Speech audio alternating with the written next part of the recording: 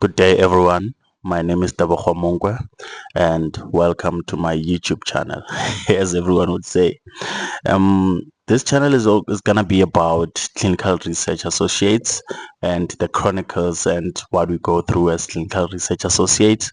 So I'm just gonna give you a brief background of what we do and how we do it, and what entails when a person says that they're a clinical research associate. So have you ever wondered what it really means to work behind the scenes of medicine, traveling from hospital to hospital, making sure clinical trials run smoothly? Well, that's what we do. And trust me, it's not as glamorous as it sounds. Um, it's not as glamorous as it sounds. Um, but it's rewarding. I'm Tebogo, and welcome to the very first episode of my channel, where I share what it really means to being a CRA right now in South Africa. So as I've alluded to, my name is Tebogo. I'm originally from Limpopo, grew up there, born and bred, and I moved to the University of the Free State, which is in Bloemfontein, to do my undergrad and my postgrad. And that's where I came across clinical research. So for my honors, I was doing human genetics, and for my honors, I had to submit to the ethics board for the university ethics board. And that's where I found out that there is an ethics board for the university. And what I did was ask my lecturer at the time as to what do they normally do, because I don't think all their work is only focused on students submitting documents for their honors and their masters and their PhDs.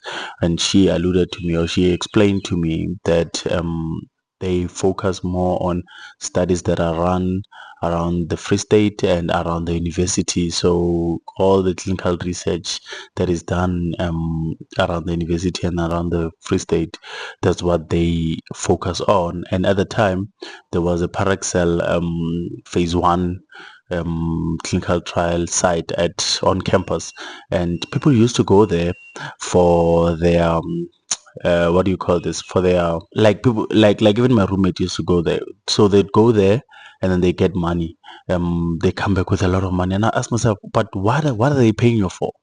Why are they paying you? What's going on? And they would say, no, they're testing medication or gels or rubbing material on us, and then for like a week or two, and then they give us a lump sum of money for the time that we've spent there. I'm like, oh, that's great. What are the side effects? They never told me, so they also didn't know. So that's where I found out about. I had to go and research about it, and I found out about clinical research, where we have 4 phases, and they were in the phase 1, the healthy individual phase, where they test the safety of the drug in terms of side effects, and also in terms of how the body reacts to these specific drugs and to the specific gels and whatever they're using. So that's how I found out about it, and that was very interesting for me, and I started going into it. But when I finished my honors, the only thing that I could go into at the time was project management, which was a project specialist position. So there were a couple of positions that you could go into at the time. There was clinical data analyst, CDA. There was project management, and some companies were giving graduates chances to go into um, positions like intern graduate for clinical research and all that. But at the time in Bloemfontein, we didn't have a huge clinical site management group of people. So the site management group was mostly in Johannesburg and also Cape Town or Durban.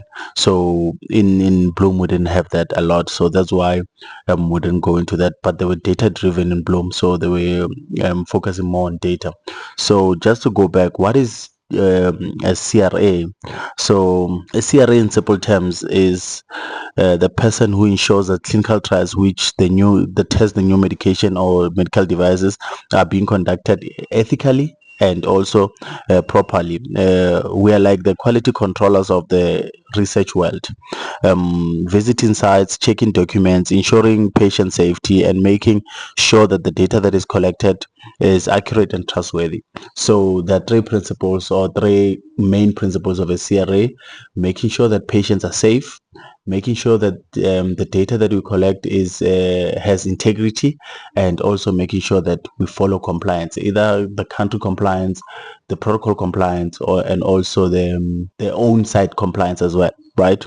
So that is what clinical research and what we do, right? Now you're wondering, how did I get into clinical trials? I went into a couple of positions before I can go into the CRA role. People always always don't get that a CRA position is not an entry level position.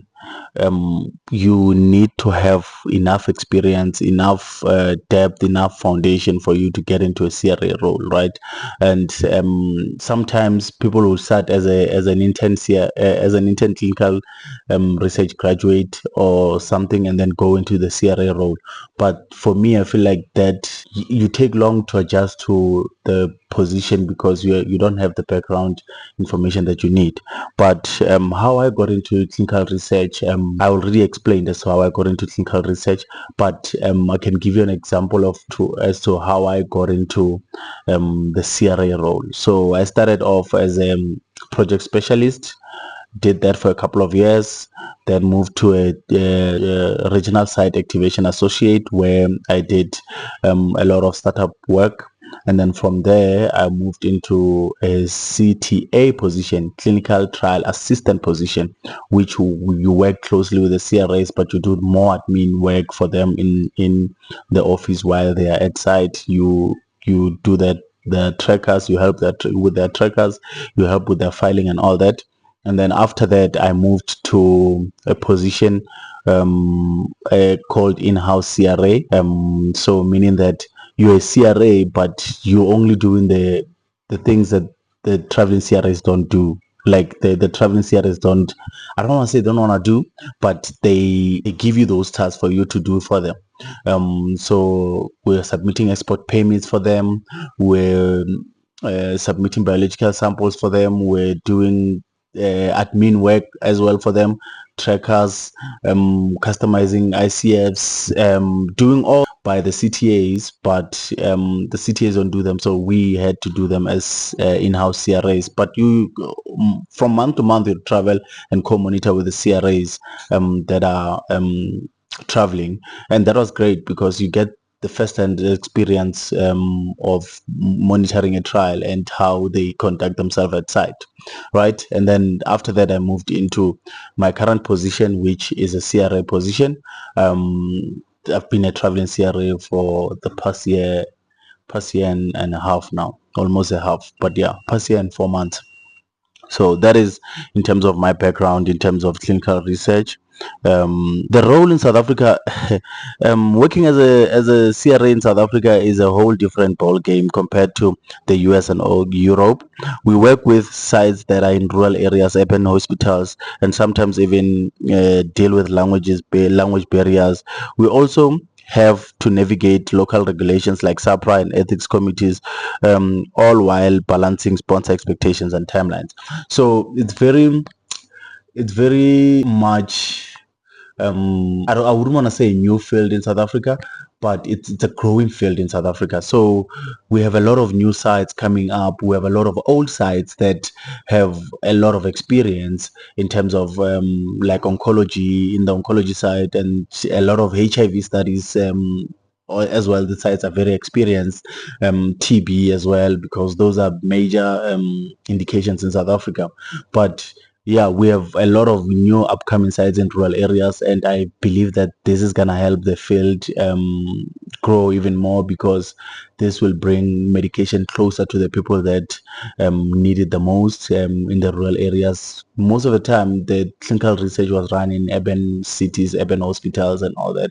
And I can see now that we are going towards having a lot of rural sites, and that means that there's opportunity for CRAs to travel to rural sites to see as to what challenges our people are having in terms of running clinical trials in rural sites. And that is very interesting for me, because I feel that as soon as we tap into the market of the rural sites, the rural South Africa, we can expand a lot into making sure that clinical trials are also run in African countries that are remote, and we can help those people in terms of getting the education that they need. So better mechanisms, better systems that will help our rural sites in South Africa and address rural issues in South Africa would help other countries that have rural sites and remote sites in South Africa.